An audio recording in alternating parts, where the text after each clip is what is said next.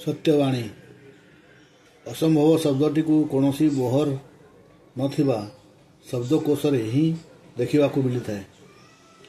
ଗୋଟିଏ ପ୍ରକୃତ ମଣିଷ କାହାରିକୁ ଘୃଣା କରେ ନାହିଁ।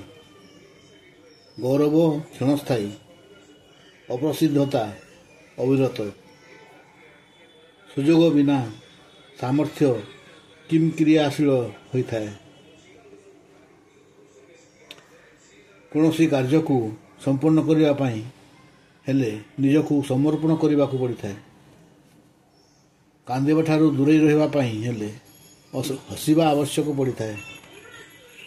ବିଜ୍ଞାନ ଏକ ମହାନ ବିଷ ନିରୋଧକ, ଯାହା ଅତ୍ୟୁତ୍ସାହ ଓ ଅନ୍ଧବିଶ୍ୱାସର ବିଷକୁ କାଟିପାରେ। ଟଙ୍କା ହିଁ ସମ୍ପର୍କରେ ଅବିଶ୍ୱାସ ସୃଷ୍ଟି କରିଥାଏ। ପ୍ରତ୍ୟେକ ମଣିଷ ବିନିମୟ ମାଧ୍ୟମରେ ହିଁ ଜୀବନ ବଞ୍ଚିଥାଏ। ବ୍ୟକ୍ତିଗତ ଅଭିଳାଷ ଗୋଷ୍ଠୀ ସ୍ୱାର୍ଥ ସାଧନ କରିଥାଏ। ଅଧିକ ସମ୍ପତ୍ତି ହିଁ ଅସମାନତାର କାରଣ ପାଲଟିଯାଏ। ଦରିଦ୍ରର ପ୍ରକୃତ ଦୁଃଖ ହେଉଛି ନିଜ ଉଚ୍ଚାକାଂକ୍ଷାର ଦରିଦ୍ର ଅବସ୍ଥା। ସଦ୍ଗୁଣ ଦୁଷ୍କର୍ମ ଅପେକ୍ଷା ଅଧିକ ଭୟଙ୍କର।